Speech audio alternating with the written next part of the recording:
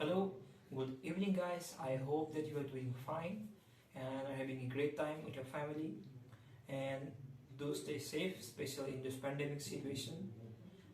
And moving on to the video itself, the movie that I'm going to review today is none other than The Last Duel. So, as you can see, I did a very basic setup, my background, and this is not really a very optimistic setup, but if anyone of you has a suggestion or two about background or how should I adjust my other things, as you can infer from it, please pin a comment or two down below and I'll be happy to reply to it. So, getting into the film itself. So this was directed by Sir Ridley Scott. I mean, he was responsible for modern, like classics like Alien, Gladiator, fucking Blade Runner. I mean, that movie single-handedly sparked that entire cyberpunk subgenre. And he recently directed Alien Covenant, which I actually interestingly found was not that much of a very good film. I mean, it had some plot inconsistencies, but apart from that, this was really an average of a film. I had a great time, but I wouldn't just place it on that same level of his other films. So, The Last Duel. Well, what to say? This is an epic movie. I mean, the epic in the sense, like from its battle sequences to its very hardcore dialogues, its costume design, the production value, set quality, etc. Everything was in top notch. You cannot complain anything about this film. This film has a level of quality in it, and you can just basically infer it from the trailer itself. Now, as I went to this movie, I wasn't expecting much. I knew it was Ridley Scott. I liked his previous films, especially Prometheus, since it was related to Alien. But I was quite optimistic as well. And as soon as I entered the beginning intro scene of the movie, I was captivated. It just started with this bluish grey tone and was capturing this battle, I mean the so-called last duel, which was actually happening. And the movie also ended at the same battle sequence. So, now not getting much into the spoiler itself, let's break it down simply into the first story structure. So the story itself revolves around the sexual assault. I mean, like around a woman who was played brilliantly by Jodie Comer. Her husband, played by Matt Damon. He's a knight. He's a war hero. He likes fame and glory. He would like to own property. He marries her under political conditions. And his other friend, Adam Driver's character, who was, by the way, responsible for the assault. Now, I'd like to say that Adam Driver is a great cast for this kind of role. I mean, the man has a certain, aroma around him. And whenever he acts on the screen, I'm just quite captivated. He also, I think, quite recently did a role on Marriage Story starring Scarlett Johansson, and that's a brilliant of a film. You should definitely check that out. So, getting on a headlong start, I think the main essence of the film lies in the psychological aspect, like how we as a people perceive situations, like how we can twist opinions and facts and just not observe the reality in as a whole.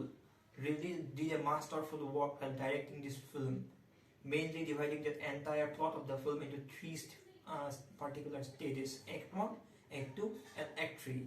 Act 1 starts from Matt Damon's perspective, Act 2 from Adam Driver's lenses, and Act 3 from Jodie Comer, our victim, from her POV. And as we all know, that medieval era was a very fucked up period. I mean, like, it was war and brutality. And if anyone of you had liked Game of Thrones in the past, I think you'd have a great experience while watching this film. It was a blast. It was the kind of film that I would like to see in the future again and again. But the sad fact is that this movie bombed at the box office, and which is a very discouraging idea, because the point being is that in our current time, only someone of a caliber like Ridley Scott, I mean, he's such a big name in the industry, can pull it off. And to see this happen, that is disheartening. None of the indie directors could ever pull it off. And I think Chris Tuckman, I mean, who is also an inspiring figure in the filmmaking industry, He personally has inspired me to make this review right now, and I think he narrates it very brilliantly as being someone who is constantly in the line of making movies. So I'd like to just suggest you to use the power of the internet, or just tweet it, or just say a word or two, propagate it among your friends, and just buy a Blu-ray or DVD. At this point, it can be done much, but I would still like to suggest all of these options. So let's talk about the nitty-gritty of the details for the film. Ridley had a particular eye in this film. Every shot, from the framing itself to the camera angles, the lenses used, they are brilliant. The cinematography is this much, the height is this much. I'm just saying to you that bluish gray tone inside the houses, those stone castle walls, the lighting, especially by the fireplace, you can hear the firewoods crackling, the noises, and even in battle you can hear the cold steel clanking together. I mean, the sound design, that's also a masterwork. If this doesn't get an Oscar nomination, I would seriously be doubtful, because the team, or starting from the editors, I mean, all of them with their very brilliant work. You cannot complain anything on this movie. This doesn't have maybe a flaw, maybe in some plot inconsistencies, maybe in some weird directing angle, maybe someone who's a very heavy critic, they might have some complaints, but me as a general audience, I didn't find it any flaw. Maybe I could point out some flaws in other of his films, but as for this film, I'd like to state none, basically none.